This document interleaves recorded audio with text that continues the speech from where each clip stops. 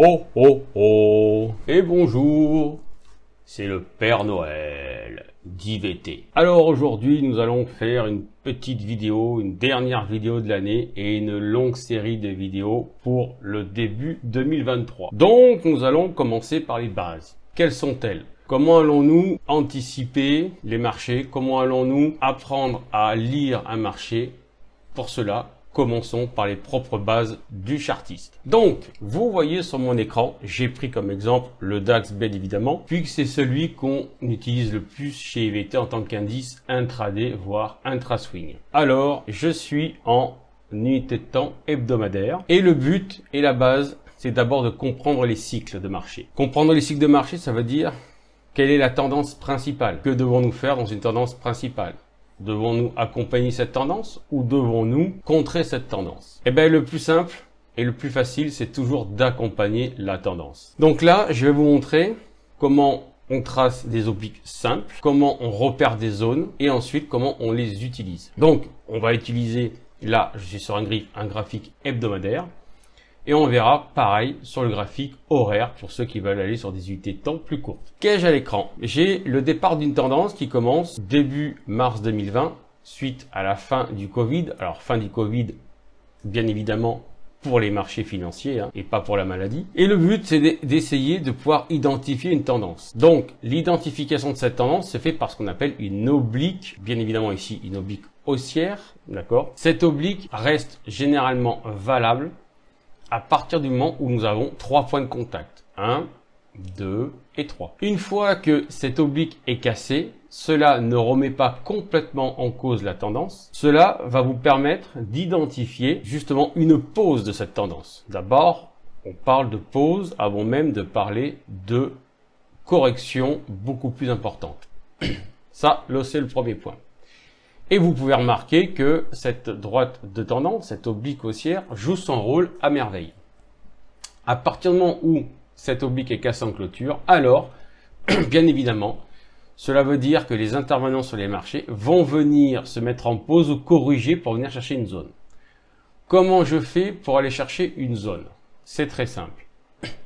Je remarque que dans la tendance haussière, les prix sont venus à un moment s'appuyer sur un niveau pour repartir. Comment je fais pour tracer ces zones? Je pars toujours du principe que nous avons ce qu'on appelle un consensus de marché et bien évidemment ensuite les excès de prix, c'est ce qu'on appelle les mèches. Alors un consensus de marché, comment je le repère? Tout simplement quand j'ai une tendance qui est haussière et que je m'aperçois qu'une clôture, donc ce qu'on appelle le consensus, est identifiée, je ne peux le repérer qu'à partir du moment où j'ai une clôture de mèche inversée à la tendance. Cela veut dire qu'ici, la bougie hebdomadaire de début mai 2021 est venue clôturer au-dessus de la bougie précédente dans une correction qui s'est faite ici. Donc j'identifie une zone de prix. Et là, je m'aperçois que les prix, eux, continuent de monter.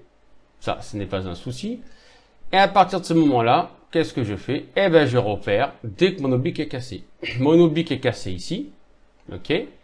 Et là, j'ai ce qu'on appelle ici, sur la bougie de septembre, début septembre 2021, une clôture de mèche inversée. Pourquoi c'est une clôture de mèche inversée? Tout simplement parce que la clôture de cette bougie clôture plus bas que la bougie précédente et elle est inversée à la tendance précédente qui est haussière. D'accord? Donc là, avec une clôture de mèche inversée, une oblique cassée, je suis quasiment, avec de fortes probabilités, avoir la chance de retrouver ces prix dans la zone. Et c'est ce qui s'est passé. Ils sont revenus chercher cette zone.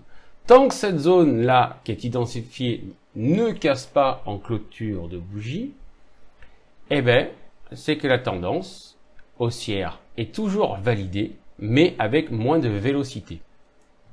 Et on s'aperçoit qu'ils viennent chercher en bottom, ici, double mèche, le niveau. Et derrière, début octobre 2021, j'ai de nouveau une clôture de mèche inversée ici. C'est-à-dire que cette bougie-là a clôturé au-dessus de la mèche précédente et elle est inversée à la tendance. Pourquoi? Parce que la dernière tendance précédente, elle était baissière. Ok? Donc là, ça remonte chercher ma dernière zone haute. Ma dernière zone haute, elle est où? C'est celle-ci. Celle-ci, quand est-ce que j'ai pu dessiner cette zone? C'est-à-dire le consensus, c'est la clôture et la mèche. Cette zone, j'ai pu la dessiner qu'à partir du moment où il y a eu l'apparition de cette bougie en clôture. Bien évidemment, comme je vous ai dit, cette bougie-là était une clôture de mèche inversée à la tendance précédente qui était haussière. Donc, ça m'a donné un niveau, forcément, d'une zone haute. Et derrière, ils cassent la zone et ils font un excès au-dessus. Donc, tant que vous êtes au-dessus, forcément, c'est que les acheteurs ont la main et ça reste de toute façon acheteur. Et ici, fin novembre 2021, énorme impulsive à la baisse. Donc là, nous avons ce qu'on appelle un avalement. Retour direct dans la zone. Force est de constater que ce genre de bougies-là, elles n'apparaissent pas par hasard, bien évidemment. Donc, nous obliger à nous méfier sur les achats en swing, bien évidemment. Pourquoi? Parce qu'on réintégrait la zone d'ici, ok, et on revient chercher, vous voyez, cette zone basse. Ils sont restés un moment calés entre la zone d'ici et la zone de là. Alors, comme ici, vous l'avez aperçu, j'ai une clôture de mèche inversée. Pourquoi? Parce que cette bougie-là clôture bien à l'inverse, au plus bas déjà de la bougie précédente, et inversée parce que la tendance précédente ici était haussière. Donc je m'aperçois que je suis dans un range. À partir du moment où cette bougie est apparue, j'ai pu donc redessiner. Donc j'ai pris le consensus et la mèche et j'avais ce qu'on appelle de nouveau une zone haute. Et si vous regardez bien, ils ont fait effectivement un double top en début d'année. On le voit sur début janvier. C'est très très clair. Et derrière, ils finissent par clôturer quand même sous la fameuse zone en question qu'il y avait ici, qui avait ramené les prix en bas. Donc déjà, c'était une alerte. Et derrière, rebadaboum, ça revient chercher la zone. Donc, on a eu des excès et on a eu des corrections. Ça nous a permis de voir que depuis la cassure de l'oblique, malgré un petit excès, on voit bien qu'il y avait moins de force par rapport au départ de la tendance haussière qui était initiée ici. Alors, bien évidemment, là, on travaille dans un range, donc on achète les bas de range et on n'hésite pas à les acheter par rapport à des clôtures de mèche inversée. On vend les hauts de range, bon là, c'était un peu plus compliqué parce que ça s'est fait directement sur les dos, mais en journalier, on filtre sur les unités de temps plus petites et si on s'aperçoit que cette zone-là, elle est reprise déjà en journalière, c'était déjà pas bon. Et derrière, repareil, bas de zone, haute zone, et on travaille dans le range. Alors, ça peut latéraliser comme ça pour repartir. Et on s'aperçoit qu'ici, mi-février 2022, on a une clôture sous la zone en question. Donc là, c'est terminé. Nous rentrons dans la correction de toute la montée du Covid. D'accord? Ce qui a enclenché la tendance baissière sur l'année 2022. Qu'est-ce qui se passe quand on vient corriger? Première chose que vous faites, vous tirez vos fibos du point bas au point haut. Vous mettez toujours les 38,2 et les 50% au minimum. Les 38,2, c'est ce qu'ils sont venus chercher en clôture. Au point près. Derrière, ça c'est entre le vendredi. Le lundi, ils ont fait un gap baissier, d'accord, pour réintégrer. Mais on avait l'information, le vendredi soir, que ça avait tenu en clôture. Ils réintègrent les 38,2, donc il y avait une forte probabilité qu'ils reviennent tester la zone d'ici, les fameux 14 008 sur le DAX, d'accord? Et ils y sont revenus, d'accord? Et derrière, on a travaillé entre cette zone-là et la zone d'ici. Alors, bien évidemment, quand on a des fortes bougies impulsives comme ça qui cassent des bougies précédentes, on voit que les 14 000 ne sont pas repris. On est sous une oblique baissière. Donc, l'oblique baissière, c'est elle maintenant la nouvelle patronne. Et vous remarquerez que cette oblique baissière, elle, vient chercher les 50% de la correction, en fait, de toute la montée depuis mars 2020. Alors là, quand on voit ça, on se dit que bon, de toute façon, à un moment donné, si les acheteurs d'ici sont toujours présents, ils vont réagir. C'est ce qui s'est passé ici. D'accord? Là, première réaction, on a ce qu'on appelle ici une pénétrante, puisqu'on a un gap baissier et en clôture à plus de 50% de la bougie précédente. D'accord? On réintègre les 50% et derrière, ça repart direct et on vient chercher l'oblique. D'accord? Donc l'oblique, on a tous ces points de contact et cette oblique est cassée. Alors, à partir du moment où l'oblique est cassée en clôture, ça veut dire que la tendance baissière qui est ici, d'accord, est terminée pour le moment. Et bah, c'est le même principe qu'ici. Hein. Soit elle se met en pause, soit elle va corriger un peu plus. Donc là, elle s'est pas mise en pause, hein, elle a bien corrigé. Et forcément, quand je casse une oblique à l'inverse de la tendance principale, j'ai le droit, et il faut d'ailleurs le faire, mettre une oblique haussière ici. J'ai mes 2 points de contact. Vous verrez que cette oblique-là va réagir de toute façon. D'accord? Donc je répète, à partir du moment où on a cassé l'oblique haussière, ça relance la tendance de fond haussière. Donc, forcément, je peux mettre mon oblique ici. D'accord? Donc là, on aurait pu croire, bien évidemment, qu'ils viennent chercher le bas de la zone à 14 008. Ce n'a pas été le cas. Sur quoi ils ont bloqué? Toujours pareil, vous savez, quand on travaille les corrections, ben, c'est pas compliqué, vous allez voir tout de suite. Ils sont venus chercher la correction, sur la correction, les fameux, voilà, 61,8 ici. Donc, ils l'ont tapé une fois, ils l'ont tapé 2 fois. Ils ont fait l'excès au-dessus. Moi, je pensais, alors personnellement, je pensais qu'ils allaient chercher le bas de la zone à 14 008. Ils l'ont pas fait. Et derrière, ça reparti en bas. Donc, c'est clairement le niveau Fibonacci qui a fait décaler les marchés plus bas. Donc là, maintenant, nous sommes dans la phase de correction. Alors, je ne sais pas où ils vont s'arrêter techniquement. Tout ce que je peux vous dire, c'est qu'on a de toute façon, et c'est validé depuis la semaine dernière, donc le mi-décembre, nous avons ici une clôture de mèche inversée à la tendance. Donc, cette tendance-là est en pause, voire en correction. Voilà, donc possiblement qu'ils reviennent chercher ici le support, voire sur les 38,2 pour repartir. Mais pour le moment, on essaye plutôt de revendre sur des rebonds. Alors là, c'est pas le moment de vendre, hein, il fallait vendre déjà depuis le point haut d'ici, ce qu'a fait magnifiquement Rodolphe sur IVT. Et derrière, ben maintenant, il faut s'attendre à une correction. Alors, on va aller regarder un peu en unité horaire comment les choses se passent. Le raisonnement, toujours le même. Toujours le même. Regardez. On a une forte tendance haussière. D'accord? Vous voyez là, on a cassé un niveau extrêmement important ici. Regardez. On est resté ici sous une zone extrêmement importante qui est là. Voilà. Là, il y a une zone, on la voit. Je prends le consensus et la mèche. Je peux me permettre de dessiner ça, vous allez voir, hein, et comprendre tout de suite, bien évidemment. Là, on est en novembre, on va se mettre sur le mois de décembre, et puis on va le tirer, tiens, jusqu'au 23. Allez, hop. Pourquoi je peux mettre cette zone? Parce que vous voyez la bougie horaire qui est ici, a clôturé plus bas que la bougie précédente, et inversé la tendance de fond qui est haussière. Et vous voyez, ça ne passe pas. Là, c'est sur l'effet d'une stat américaine, énorme impulsion, donc le niveau à casser n'a pas été testé. De là, ils sont partis, et on remarque, dans la montée, on a une grosse bougie impulsive horaire qui vient ici. Et derrière, suite à cette bougie, j'ai de nouveau une clôture de mèche inversée ici, puisque vous voyez, c'est une clôture horaire au-dessus de la bougie précédente, ce qu'on n'a pas avant. Hein. D'accord? Donc, j'ai une zone, le consensus, la clôture et la mèche. Et vous regarderez que à chaque fois, ça tient. On peut rentrer dedans, tant que ce niveau-là ne casse pas en clôture horaire, je parle, en clôture horaire. Eh ben, la tendance de fond haussière est préservé et ça c'est devenu un socle. Et si on regarde bien, voilà ce qui se passe derrière.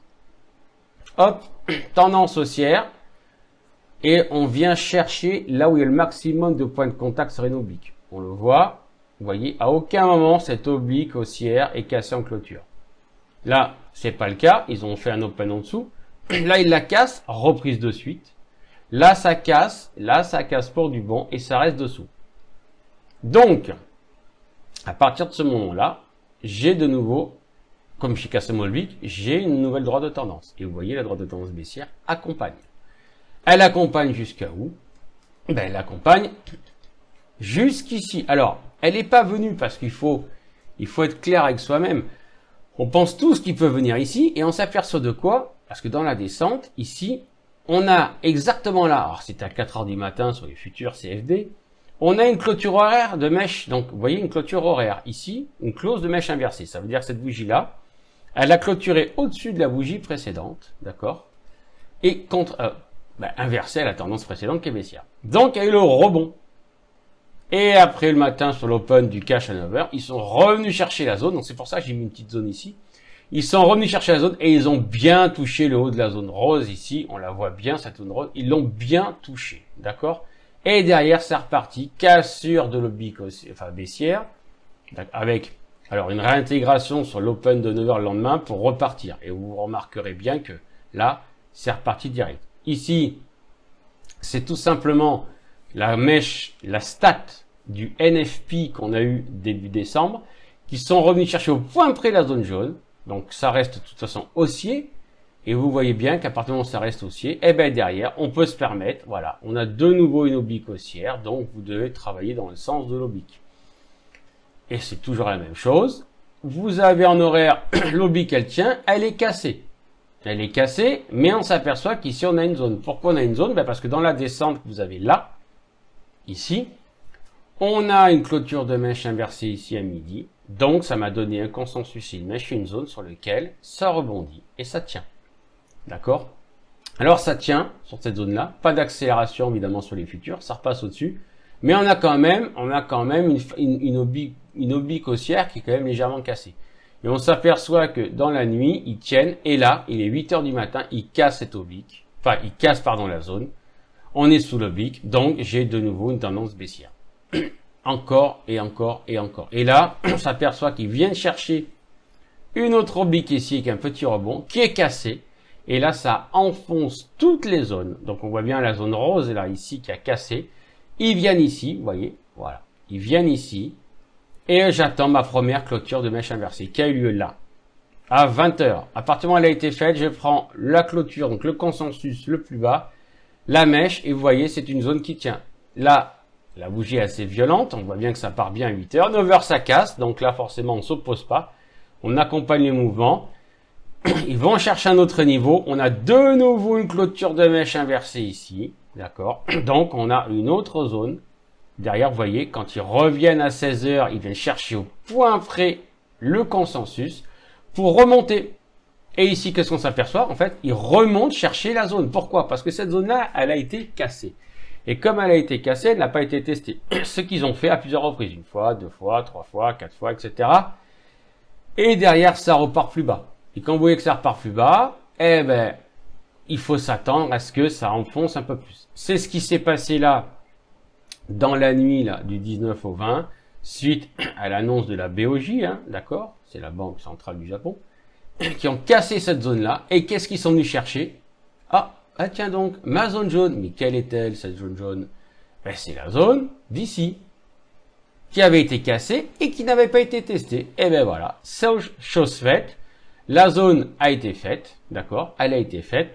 Moi ici, à 7 h, j'ai de nouveau une clôture de mèche inversée. Donc j'ai mis une nouvelle zone. Donc là, on voit bien qu'on est concordance de zone. Ils reviennent chercher celle-là. Vous voyez, celle-là, ils auraient pu rester dessous à 8 h. Enfin, ils sont restés dessous à 8 h. Et à 9 h, ils auraient pu repartir plus bas. À 9 h, ils ont rempli à la hausse. Ils ont repris cette zone. Et là, on est où? Ben, c'est simple. Maintenant, on est sous l'oblique baissière. Regardez l'oblique. Donc, tant qu'on est sous l'oblique, ça reste baissier. Donc, on peut s'attendre à ce que ça glisse vers ici pour repartir. Voilà. Donc, si vous avez parfaitement compris ce que j'ai essayé de vous expliquer, c'est tracer vos obliques. Une fois qu'elles sont cassées, ben, vous ne devez plus avoir la psychologie de dire « Ah ben là, si la tendance est haussière, eh ben, bien évidemment, je vais arrêter les achats. » Et plutôt, ou alors, du moins, surtout prendre des bénéfices. Et ensuite, mes zones. Quand elles sont cassées, généralement, ben, on va chercher un palier plus bas. Voilà. J'espère que ces explications ont été assez claires pour vous. Pour ma part, je vous souhaite de bonnes fêtes de fin d'année, un bon réveillon de Noël, une bonne Saint-Sylvestre et je vous dis à l'année prochaine 2023. Ciao, bye bye. C'était le Père Noël d'IVT.